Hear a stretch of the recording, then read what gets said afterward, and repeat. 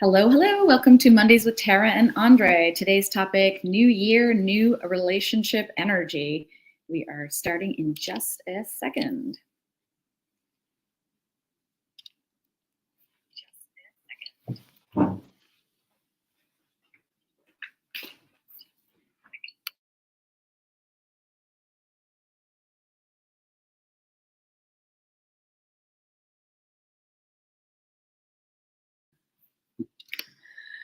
Hey, Andre. Hey, Ted. Hi. How are you doing today? I'm well, thanks. How are you? Great, great. Oops. Mm-hmm. My phone was talking too. It's gone all the way up to outer space and back in a millisecond.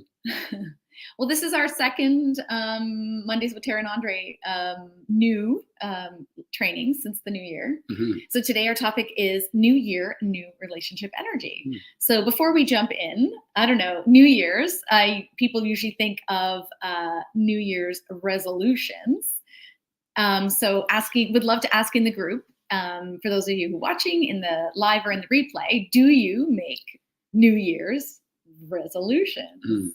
Is that something you can put yes, no, you hate them, you love them, I make goals instead, whatever you want to say. Do you make New Year's resolutions? Look at me. What do you think? Absolutely not. No. I think it's better just do it, right? So what's the point of making the resolution? You hear it aloud and you hold yourself accountable. Maybe there's merit to that. But some people say, well, actions speak louder than words. So if I announce it, am I going to actually follow through with it? And maybe we start off, okay, guilty of it. Maybe we start off with good. It's the action. Oh yeah, well maybe we start off with the good intention, but then where are we come February, March, April, May, August? Maybe we should have quarterly check-ins, like we're always advocating for check-ins. Maybe we should say, okay, I'll make the resolution to refrain from making resolutions. Have I still maintained that by August? I like to set goals I can keep. So that's a good point, though, because you said you have to back it up by action. So I think that's the problem with New Year's resolutions is, we end up making the same resolution over and over again. It's not backed up by actions, so, which is why I think you said the magic word goals are better things to have. SMART goals, in fact, which we're going to talk about a bit today. Sounds like work. But, one of the... And with check-ins. Yeah, but, I talk about actions over words, but maybe the good part about that is that if I announce it aloud to somebody else, then I'm kind of holding myself accountable, right? So Absolutely. It's almost like having a gym buddy, right? So I could say, well, I'm going to go to the gym. Maybe I don't, maybe I do. But if there's somebody waiting at the other end, I've now made myself accountable, right? And they're accountable to me, so we show up. So maybe making the announcement of these resolutions is a good way of... Am I setting myself up for something? No, I just love how you said, like, they have to be backed up by actions, and then you talked about accountability. So I think those are two key things. If you want to achieve something in a year that you need to have in place is actions and accountability. Wow. You're so good at this. I guess you're wearing off of me. You've contaminated me. In the past, I've done a goals workshop that I've offered for free. So if anyone wants something like that, let me know. I actually have a recording of it and I can share that with you. Same content applies. So, but let me know if you want that. You can put goals in the chat. But let's jump in. But hang on. I want to ask you a question before you go off on that. So you work with many people. You work with a lot of couples. I would imagine that not everybody's always on exactly the same page or same level. So what do you do in a scenario like ours, where you have one person who's a lot more enthusiastic and the other person perhaps has a touch of apathy. I have no empathy for it. You have empathy. No, I have apathy, no empathy. So what happens, you set off and you're on a fire, you're on a blaze and you're wanting to do all these things. And then your partner's kind of like, whatever, kind of. How do you contend with that? Oh, that's a really good question. Well, you can invite them on. I think you can invite them on the journey. Maybe find shared goals that would be in alignment, that would support your relationship. But in terms of personal goals, I think that's up to the individual. Like, obviously, I would always counsel people that I work with to have something to look forward to. It's part of happiness, like something to achieve. It's all, it's some of the keys to making us happy in our lives and gives us purpose. So I might be an encouraging partner, encouraging someone to look at, like, what would make you excited this year? What would make you happy? And then creating goals and actions around that. But otherwise, I'm not, people, you can have some shared goals. I think that's great. And that's part of what we can do as a couple, and which is part of what we're going to talk about today.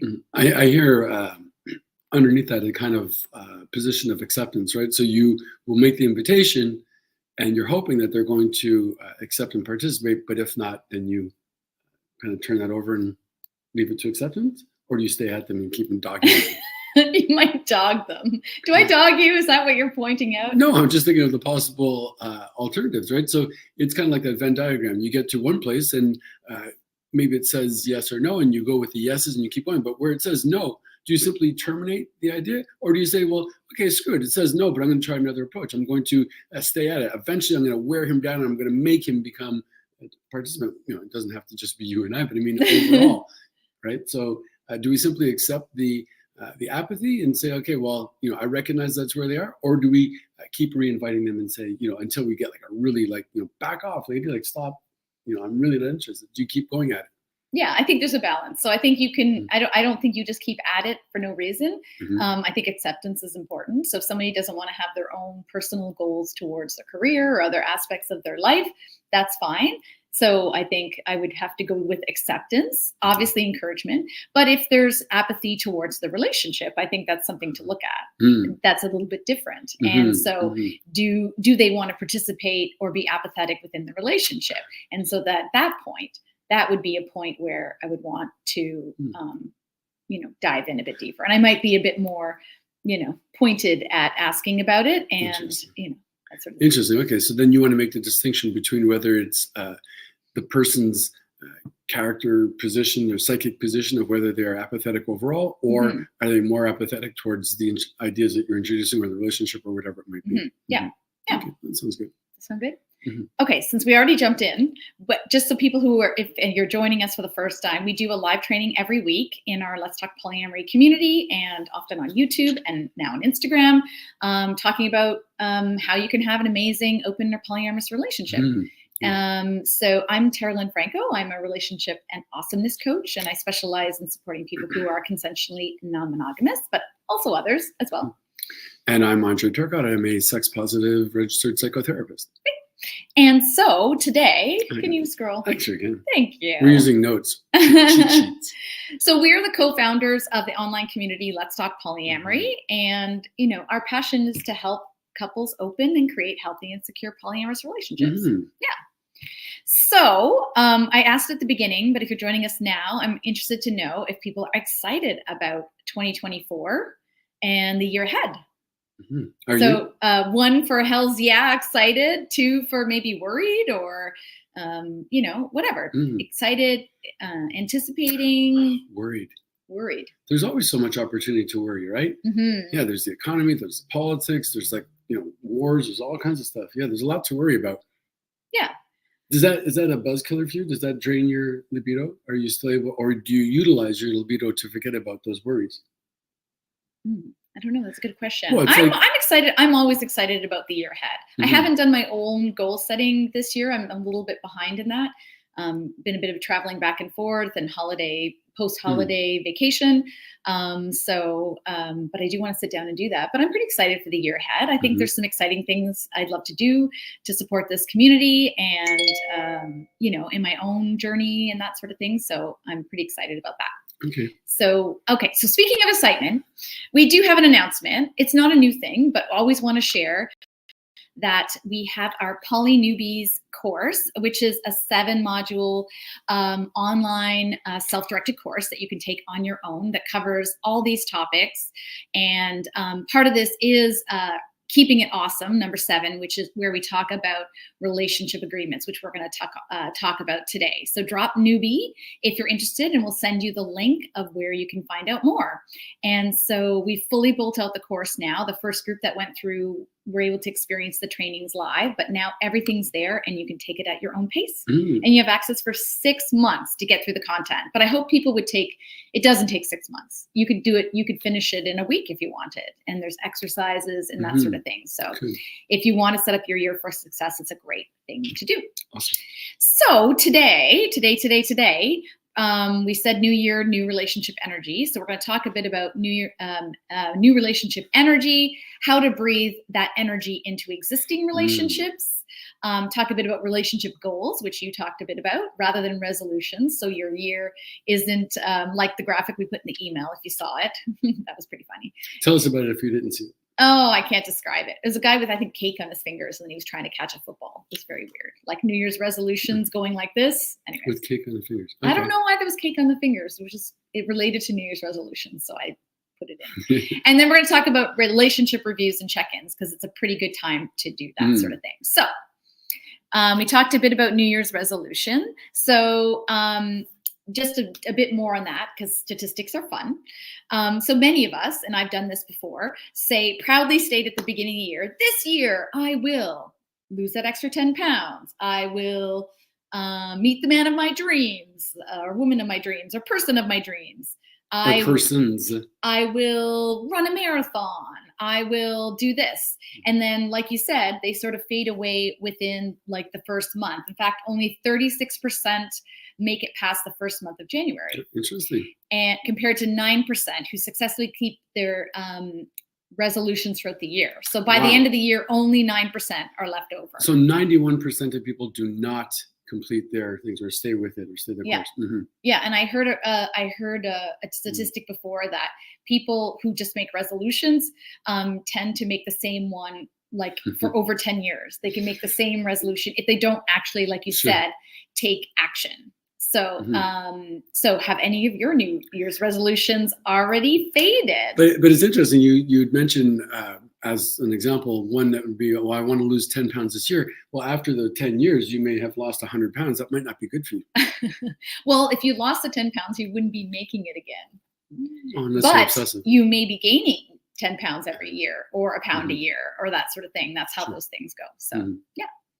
So New Year's beginning, is it also a good time for our year-end review? When do people do their year-end reviews? When do people typically do that? I used to actually do a year-end review at the beginning of January. I actually had a whole ritual.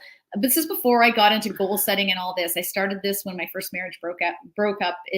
I started a yearly ritual of going out to a restaurant. I brought my journal, and I would sort of review what had happened over the past year and the past goals that I set, if I set goals. And then so I did set goals. And then I would sort of make new goals for the year ahead. And it was actually really interesting, because sometimes I would make like really risky goals. And we're actually going to talk a bit about goals in a second, but, and I was always surprised that they came true. So sometimes just putting it out there actually is helpful, only if they're very smart goals. So we'll get into that, but I think we'll also get into more about relationship reviews and check-ins. But first, I'm curious to know though, what happened to that good practice ritual? That you had? Yeah. Well, I have been doing goal setting every year. I just don't do that same ritual, but maybe it's time to bring it back.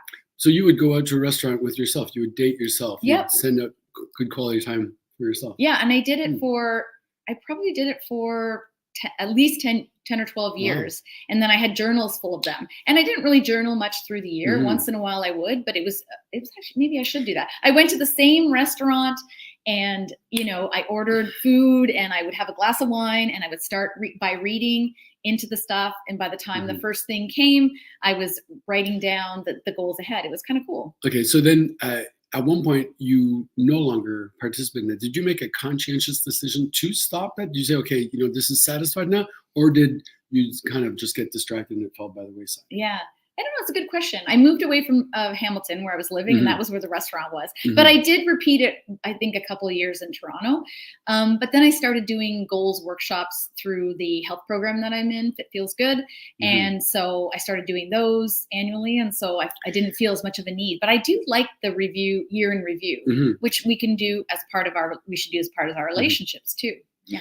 It's interesting, because I asked whether you made a conscious decision to stop that, because I wonder, with all the resolutions do go on and that they don't make it to that 9%, do people consciously say, oh, you know what, this just isn't working, I'm going to forget about this and give it up? Like what is it that separates the 91% from the 9%, and what would we do if we wanted to increase it? How could we do that. But that's all more about accountability, I suppose. Accountability and checking it in. But let's remind me of that in a second. Okay. Let's see if I can. But the other thing that happens in the new year, so for people who are non-monogamous, is, perhaps over the holidays, one of the things could have happened is like some relationships go a bit on hiatus, right? So if you're dating multiple people, if people have other partners that they share family with and that sort of thing, they might be spending time with their family members. So it may feel like a really good connecting time for longer term partners or people that you nest with or share family with. And so things that might have been sort of okay over the holidays might spring up in the new year. And one of those things is new relationship energy. So maybe you started dating someone, or someone else did, a partner did, and there was that new relationship energy. So first we should, or NRE as they call it. So we should probably talk about what that is. Sure. You want to give us a quick I was looking for our actual definition of it, but the simple definition of it is basically that excited feeling you get when you start dating or seeing someone new, getting to know them, where you sort of they consume your thoughts. You want to spend time with them all the time. And it's just that really excited feeling you get. The honeymoon phase. Kind of the honeymoon phase. And what happens sometimes to people when they have NRE and they have other relationships is that one that has the new relationship energy gets literally all the energy. Yeah. So it can cause issues for other partners feeling not as important, or like yesterday's news. And that sort of thing. So that was one other thing we want. That's why new year, new relationship energy. And there's two parts to that. So maybe that has happened to you or your partner. So what do you do? And then also the question that comes to mind is, how can we import some of that NRE, that new relationship energy, into the ORE, the old relationship? Exactly. So that's exactly what happens. So new relationship energy will take care of itself. But if one of your goals for the new year is to bring that energy, like you said, into your relationship, you want to breathe that life into it. What can you do? Good question. So we've got a couple of ideas. All right, let's hear them. So this is something definitely you can talk about in your relationship review, which we're going to talk about in a second. It's kind of weird to put the order of this. It made sense in my mind when we were planning it out, but now I'm not sure if the order's whatever. Well, I think the order's good. Okay. Let's do it. So one thing you can do is increase quality time, or really have quality time. So watching a better quality movie together? Well, quality time being, not so actually planning things. So planning things to get excited about. So not just mailing it and planning things. Why is that so important that we plan things? Because some people are just very spontaneous and well, I don't know, we'll figure it out. We'll just go for it. And other people really want to see that demonstration, that effort, that investment made in planning. What is it about planning that is held in such high esteem? Why is that so important? I think for some people, having something planned gives them something to look forward to, right? And so even if you plan to do something on a certain date and don't know what you're doing, you say hey, let's go on a spontaneous date. And you know what I mean? That's also fine too. But you're spending mark the calendar, right? But it's also fun to take turns with a partner planning things to do, fun things to do. So yesterday we went to see Bugs Bunny at the Symphony, and that was super fun, right? We planned it, I bought the tickets months ago, right? So we had you get a bit that anticipation, excitement, and that sort of thing. And I think for people in multiple relationships, especially where there's new relationship energy happening, for the other partners, it's helpful to have something to look forward to know that, maybe they're having this experience, but we get to have this experience, right? Somebody's taking time. It gives a sense of, I think, sometimes importance, I'm important. I'm important enough to plan something. So that planning is a demonstration of my intention, my investment in it, and it makes you feel as though, I'm pretty high on their level of importance because they've planned this thing and they're going to make these gestures. Yeah, because when we have new relationships, we typically plan dates and we go places and do things, right? And sometimes in our existing relationships, we don't. We don't put the same sort of energy into it. So that's part of the bringing the energy.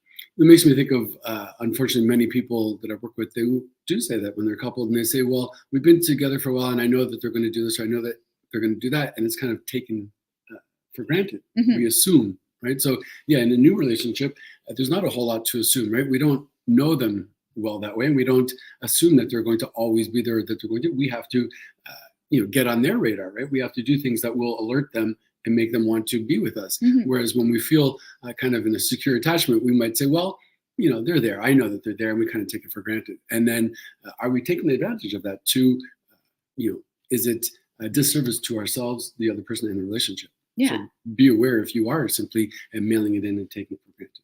Yeah, and if quality time is part of your relationship agreement, it's like, what does that look like? Like, quality time is not sitting and texting other people. Like, just being in the same room is not quality time. Because I think that's the common thing people say. They're like, oh, if they nest with someone, like they're like, oh, I'm with them all the time. Mhm. That's quality time. It's like, well, But are you present or are you distracted? distracted? Distracted. It's not the same as going on a date or planning something. And it doesn't have to be extravagant. Like, for example, like, that we love older movies, and that I love Betty Davis, for example. And so you recorded a movie that you knew that I would love. And then we planned it. So even though we stayed home and sat on the couch and stuff, we had like a yummy dinner and watched a movie that I really loved. So that's, to me, quality time as well. Even if it doesn't have to be an extraordinary thing. It can be very simple. So those little gestures will add up as well. Absolutely. Okay. So it needn't be overly extravagant. Yeah, Okay. exactly. So another thing people can do is like try new things together. That can be like, vanilla things or PG things, or it can be restricted things. Fun. Yeah. And so that leads another one is thing you can do is switching up familiar patterns of things. So that, again, that can relate to things you do intimately or others, Like, we always do this. Well, let's do this. I'm not sure what the thing is. We always go skating. So let's go cross-country skiing. I don't know. I mean, both those sound great. I would go skating any day. But you know what I mean? No, but even the little things, like you mentioned, the intimate, right? So if we're always doing 1 3 4 1 3 4, should we mix it up and do 4 1 3? Yeah. Yeah. Okay. So challenge ourselves to go someplace different, invite our partners to join us in something different, and perhaps try and say yes to their invitation. Yeah, that's a good one too. I think you said that earlier. You said like saying yes more. Well, I think that helps in, we mentioned apathy earlier, right? So very often we might say, the hell with it, I'm not really feeling it. And that essentially is a no. Oh, let's go do this. Nah, I'm not really so interested, right? So we're kind of negating it. Could we recognize any level of apathy in ourselves or in a relationship and challenge ourselves to say yes? So initially the invitation to go do this thing doesn't sound so fantastic, and I'm more likely to say, meh, whatever. Can I resist that and say, you know what, I'm going to go regardless? And maybe I don't have to be overly enthusiastic, but I could at least show up in a neutral position, or have some apathy, but say, well, I'm going to say yes. So I make that conscientious effort to say yes, to challenge myself to be a participant. Absolutely. Okay. So those are some things that you can breathe new energy in. So you may also want to have goals, like relationship goals. We talked a bit about that. So if, you feel there's apathy, or if you want to change things up in your relationship, maybe, when you're doing your goal setting rather than resolutions, your part of that is your relationships. So often, I know that the training that I've given and other ones, you can, if you want to keep it simple, you can create goals in sort of like 3 areas. So like in your career, in your like personal life, or your growth, and then your relationships. So when I talk about goals, I like to think about SMART goals. So, and we can do this for our relationships too. So SMART equals, S is specific. So the goal is actually very specific. And not that I'm going to improve my relationship this year. That's too open. No. Too open. Measured. So it has some sort of measure to it. Something that you could measure. I can't think of another word for measure. I haven't had my smoothie yet. So I'm feeling. So it is something that is quantifiable. Quantifiable. Right? We'll be able to measure. Okay. Yes. The other one is action oriented. So has some sort of action and has actions associated with it. So not just the words of it. Yeah. Risky. So sometimes when people do SMART goals, they actually say they're realistic, but I think realistic goals are, I mean, if you say realistic, you might limit yourself. So if you say a little bit, sets the bar too low. Maybe too low. So maybe a little bit risky, like it might be harder to do. Well, there's more reward. The higher the investment, the higher the risk, the greater the reward. Right. It can be more of a stretch, like a stretch goal. You know what I mean? Okay. And then time. So it has some sort of time associated with it. So I think we were talking. So it's just an open-ended, like one day I'm going to do this, but we actually make it, then we hold ourselves accountable. Yeah. I was hoping the R was going to be for the reward. Why should I want to participate in these goals? Oh, well, you can have a reward. You should have rewards related to all your habits to complete the habit loop. That I think rewards are super important. Are rewards better for you than punishment? Because some people like the stick, some people like the carrot, and some people like both. Yeah, I don't know. So I was thinking, I gave a good example yesterday of a SMART goal for a relationship, and now I'm like, I didn't write it down, and now I'm like, okay, so specific. So say you want to breathe more energy into your relationship. So specific. So measured, action oriented. Okay.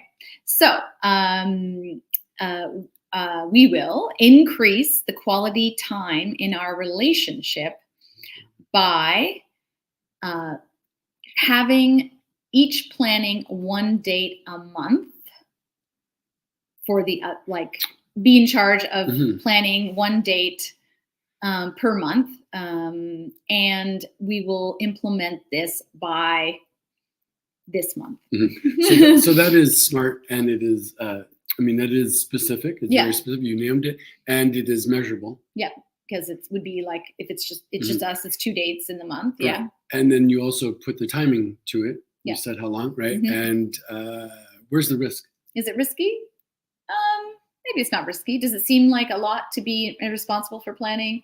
Maybe we do one a week. Maybe we say that would be more risky, but I think that's a lot. Actually, it could be kind of risky if you are not a planner and gravitate more towards being spontaneous or resisting the planning. Yeah, maybe that is risky to make that kind of agreement and say, okay, I will participate in this invitation, this challenge. And it's risky for me to now hold myself accountable in that way. Say, well, I've got to come up with a date a month. Okay. So I'd love for you guys to give examples of SMART goals that you might want to have for your relationship. You could also do like, we want to travel to a new country we've never been to. Plan it within the next month and go there within the next 6 months. Do an activity we've never done.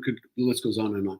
Yeah. And as always, right? If you have good thoughts, please, or even bad thoughts, send them our way and let's hear what you have to say. Yeah, I'd love examples of relationship goals in the comments. Okay, so relationship goals fits well into the topic of relationship reviews and check-ins. Because like you said earlier, it is the perfect time of the year to kind of say like, do a review of how the last year went, and that includes with our relationships. Well, for many people, the year starts on January 1st, right? Which would mean that the end of the year would be December 31st, but there's usually so many things going on with the holidays and travel and everything. Is it really in our wheelhouse, in our mindset to want to now open up the books and make the assessment and do that year-end review?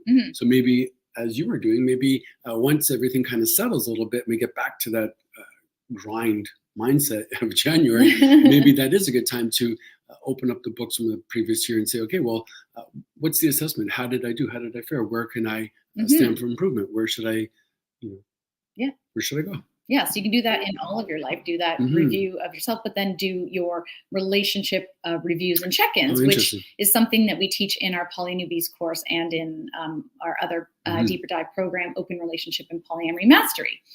It's interesting in that, right, in the relationship part, that year-end review, if we do it on our own, and then we do one where it's shared together and find out, what areas did I think it was going perfectly well, only to find out, well, maybe you thought it was not so well. Or we both think, oh, yes, this is great. Or we both think maybe there's room for improvement there. Yeah, absolutely. That would definitely be part of your review or check-in. So I think when we teach in our program, we teach that you can do a bigger relationship review maybe quarterly, and depending on where you are in your journey, you might want to do smaller check-ins more frequently. And the model that we talk about in our programs is radar. So I'll just show this screen. So the first part of this is based on Multiamory's radar, which is got one less A. So that's the R is the review part. So that's exactly what we talk about is when you're reviewing, you do some review on your own, just, what's happened since your last review, or even in the last year, if you want to take a bigger look across the time. And you would do some of that on your own. And then you would also do that with your partner, review what's happened.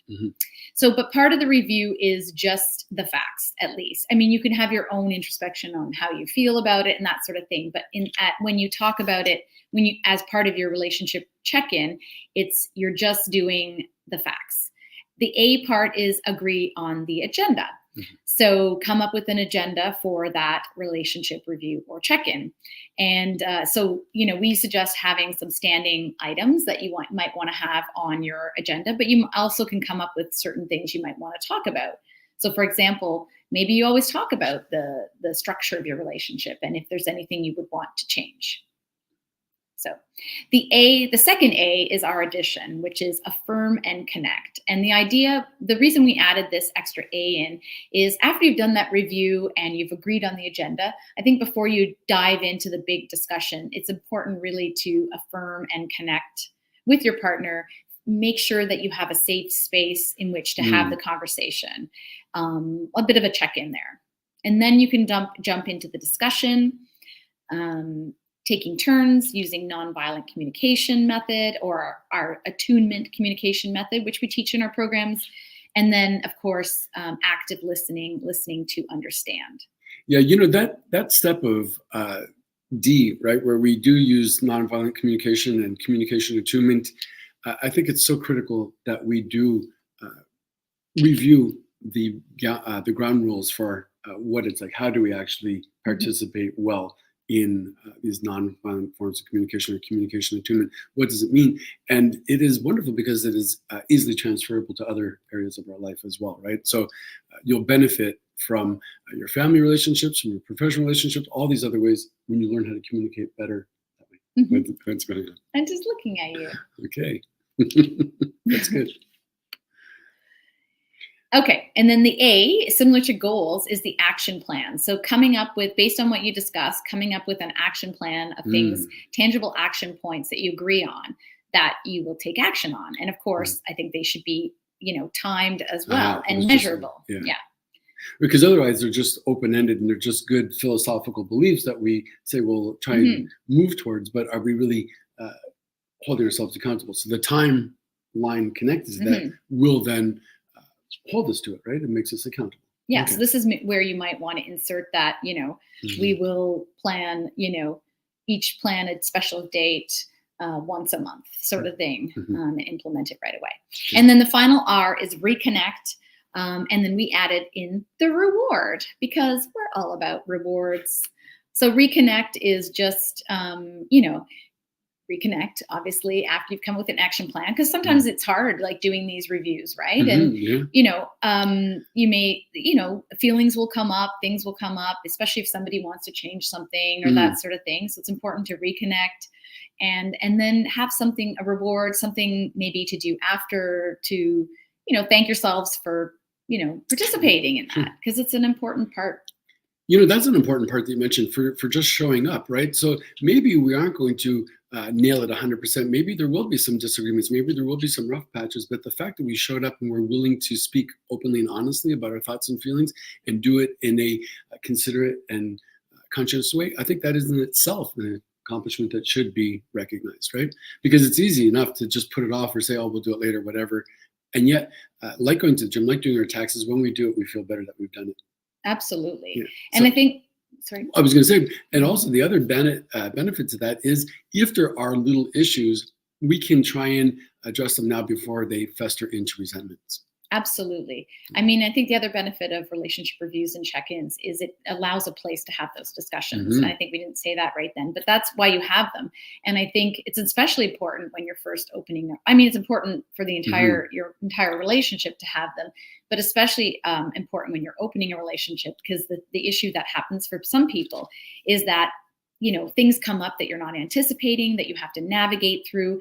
And it can feel like you're talking about issues all the time, and it can really have an impact on your relationship, and sort of takes the pleasure out of why you decided to be open or non-monogamous in the first place. And so having a regular check-in allows you to say, okay, I have a place to have this discussion, and so that's when I'm going to have it, rather than feeling like you have to talk about it all the time. Right. And also, if you have any difficulty in announcing your position historically, this is an open invitation that's already integrated into your relationship. We already know that it's on the calendar, so we can go to it. So say, for example, I have issue with finance or something, and I find it difficult.